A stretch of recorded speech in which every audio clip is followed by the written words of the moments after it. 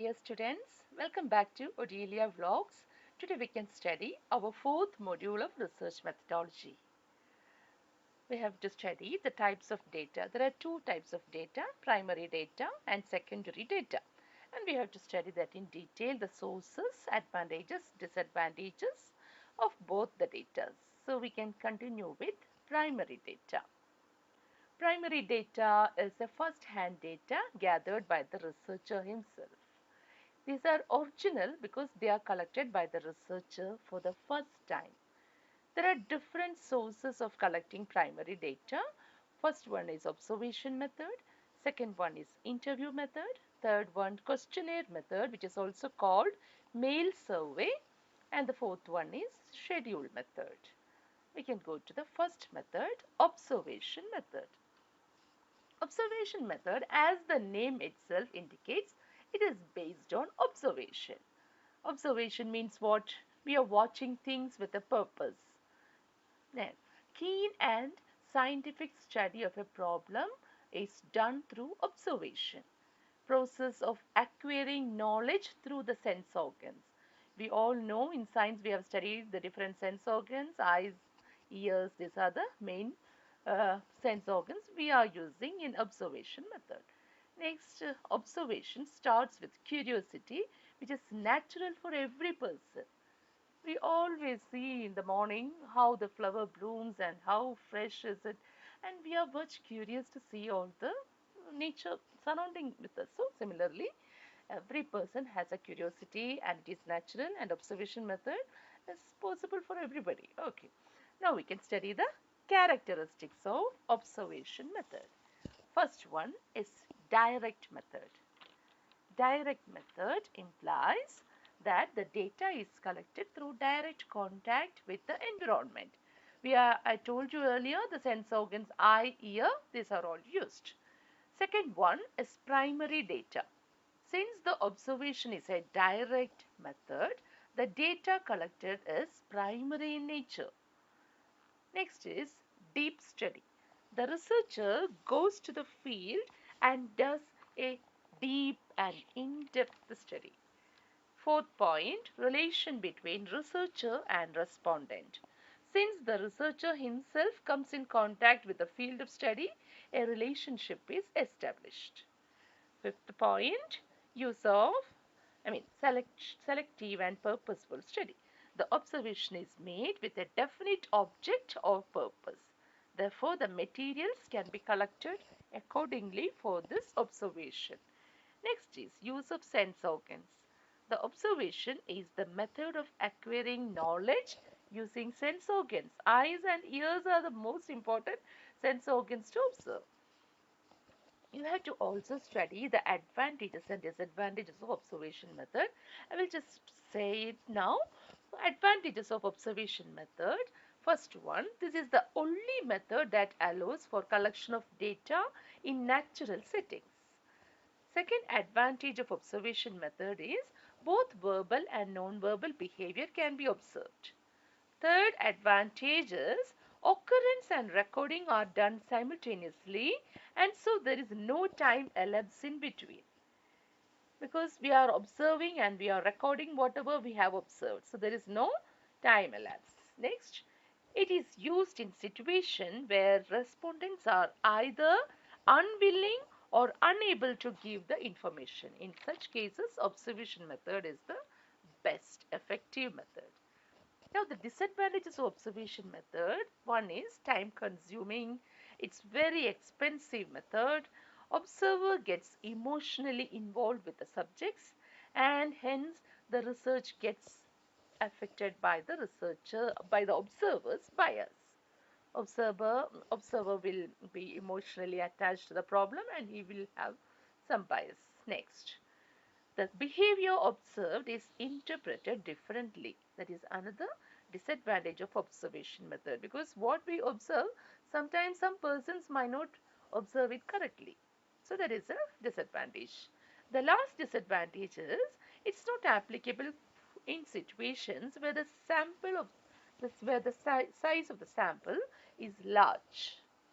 Now we can study the next method, that is interview method. Interview method is a direct method of collecting data.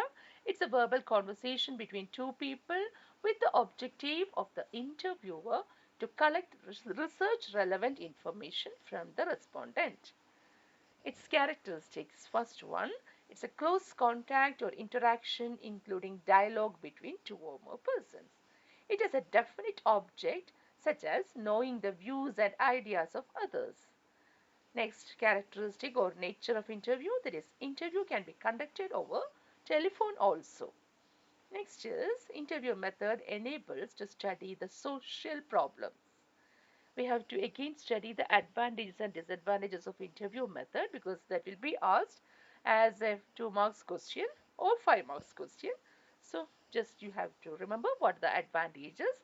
There are some kinds of information which can be gathered only through interview. That is the first advantage. Second advantage is information can be obtained in depth. Third advantage of personal interview method is delay due to non-response can be avoided due to directness. The last point is resistance of the respondents can be overcome by the skills of the interviewer. While we are talking to the respondent, if he doesn't want to answer or if he is unwilling, then we can overcome it by the skills. We means the observer, the interviewer. You got it? Okay, the interview. Once again, I will say resistance of the respondents can be overcome by the skills of the interviewer. So the interviewer should be much talented. Now, the disadvantages of interview method. First one, it's very expensive. Second one, it is much time consuming. Third one, bias of the interviewer may influence the interview. Then some information may be imaginary as the interview is done on the spot.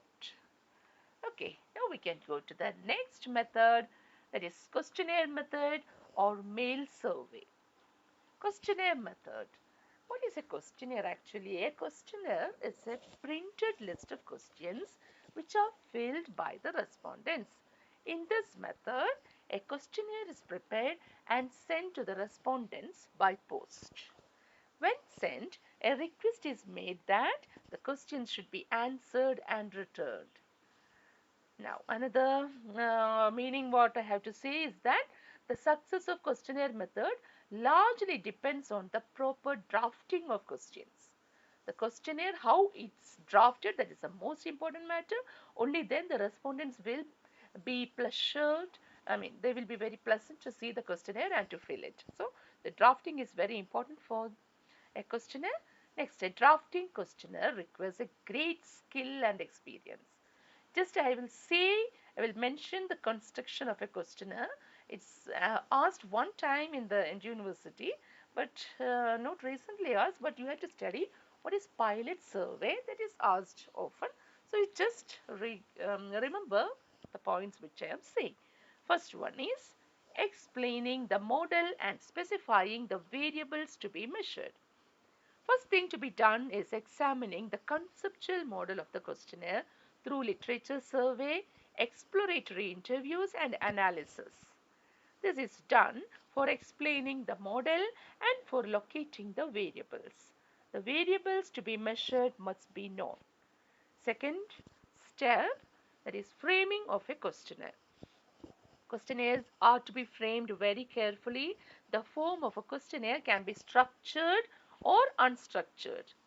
So, if in a structured questionnaire, there will be definite and predetermined questions, but in case of an unstructured questionnaire, the questions the interviewer has to do as on a sudden and he has to formulate the questions at that time. Next is question sequence. For an effective questionnaire, there must be a proper sequence of questions. If started with easy and interesting questions, the respondent would answer very quickly and he will be very pleasant. Following the opening questions, then we can include the relatively difficult questions also. So he will be interested, and then personal and intimate questions should be asked later only. Only then he will be interested to fill the questionnaire. Then the questions should be framed in the common language of the respondent so that it is very clear to him. Next is the pilot survey. After drafting the questionnaire, it is pre-tested through pilot survey. Pilot survey is conducted to edit finally the questionnaire and to ensure that the content, form, sequence of questions, spacing, arrangements, appearance, etc. are checked. So pilot survey is conducted to help eliminating confusion, bias and misunderstanding. If the question is confusing, the questions are to be reformulated. So for pilot survey, a small sample is selected and the questionnaire is applied there. After the pilot survey, he is able to improve the questionnaire if necessary. Next is printing of the questionnaire. After pre-testing and final correction, the questionnaires are printed. The printing should be made in an attractive manner. Necessary spaces are to be provided in between words, lines or paragraphs. Attractive headings must be given. The last point is methods for administering questionnaire. When the questionnaire has been printed, they are to be applied for data collection administering through any of the following methods. One is interview method, second one is distribution method, third one is postal delivery method. In interview method, the interviewer will collect the data from the respondents. In distribution method, the questionnaires are distributed to the respondents at their household or in any other appropriate places. In postal delivery method, which is also known as mail survey or mailed questionnaire method, the questionnaire is delivered to all the respondents by post. Among the three methods, generally, the mail survey method is used. So we have to again study the advantages and disadvantages of questionnaire method. It's usually asked in any university exam. First one is low cost. Second one, answers are furnished by the respondents directly. So personal bias of the interviewer is absent. Then next advantage of questionnaire method is respondents get enough time to furnish throughout ideas. Next advantage is respondents can be easily approached since the contact is made through post. Another advantage is the questionnaire method is useful for collecting information about a particular type of problem since in the questionnaire various points can be included. Now we have to study the disadvantages of questionnaire method. First one, most of the respondents are lazy and they do not care to answer and return the questionnaire. Second disadvantage is the method will be successful only if the respondents are educated and cooperative. Third disadvantage is the respondents' answers may not be adequate. The replies will be ambiguous and there will be many omissions of replies. And the fourth disadvantage is the respondents may take too much time to return the questionnaire. The next method is schedule method. A schedule is a set of questions which are answered by the respondents but filled by the enumerators in their own hand. Schedules are particularly used in interviewing where interviewer not only asks questions but also fills the answer in his own hand. Schedule method is very expensive, so it is used mostly by government organizations or by governments or very big organizations who have huge funds. Schedule methods is very expensive because it involves the selection and training of enumerators. So that is the end of primary data. Now we can go to the secondary data. Secondary data are those which have been collected by some other person for his purpose and published. They are usually in the shape of finished products. There are four sources of secondary data. One is internal source of data, second one external source of data, third is computerized databases, and the fourth one is syndicated services. We can study the first one, internal source of data. The data which is available internally within the organization conducting research is termed as internal data.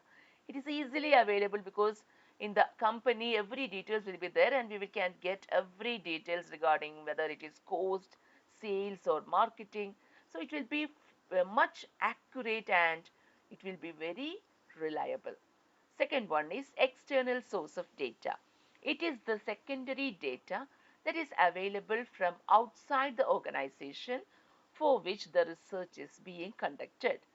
These external sources can be personal source or public source. Personal sources are information compiled by individuals.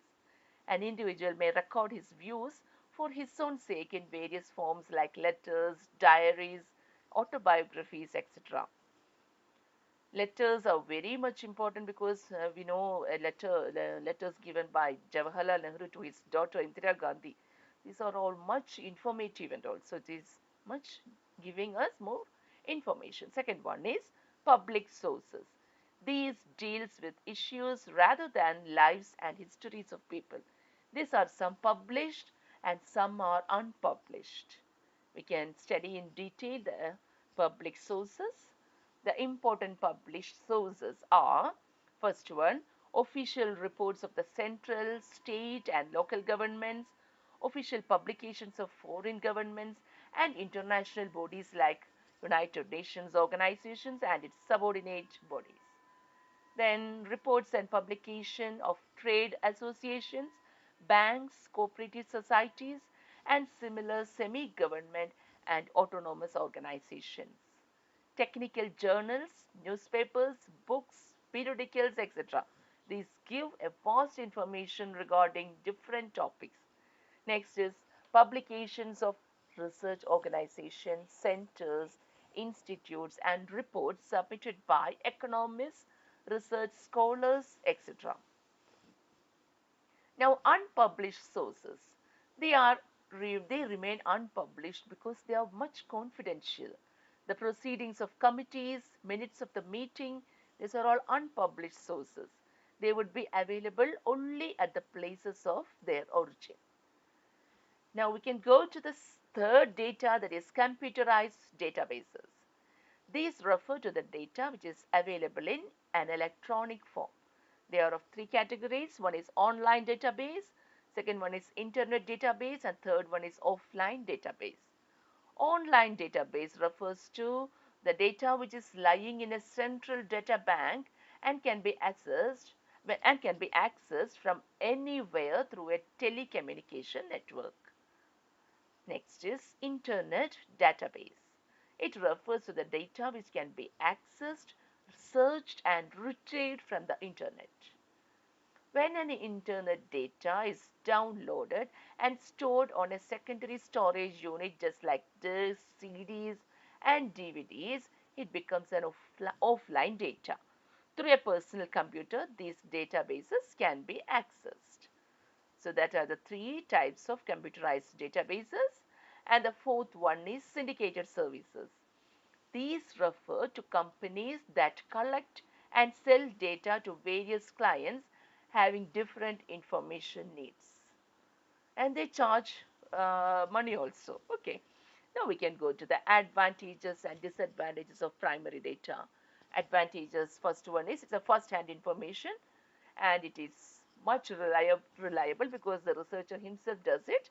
Then data collector are reliable as the researcher himself has collected it. Next, useful for knowing opinion, qualities and attitudes of respondents because we are directly seeing them, we are observing them, we are interviewing them and we will get all information needed and we can it will be very useful for knowing the qualitative research also because we are looking the qualities also non-verbal communication we can see the qualities of that person and all. Next is disadvantages of primary data.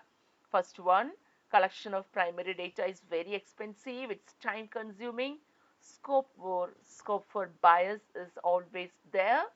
Then selection of a representative sample is not an easy task because in primary data we have to find an organization from that total population of that organization we have to select a sample and that's a tedious task. Next, I have to say you have to study the distinction between primary data and secondary data and that's all for module 4. If you have any doubts you can ask me. and comment in the comment box. Okay. So thank you, children. Study very well for the exam. And there is one more module. I will teach it tomorrow, and our revision will be over by tomorrow. All the best for your exams. Study very well. All the 4 modules. Refer the playlist in Odelia Vlogs. Bye.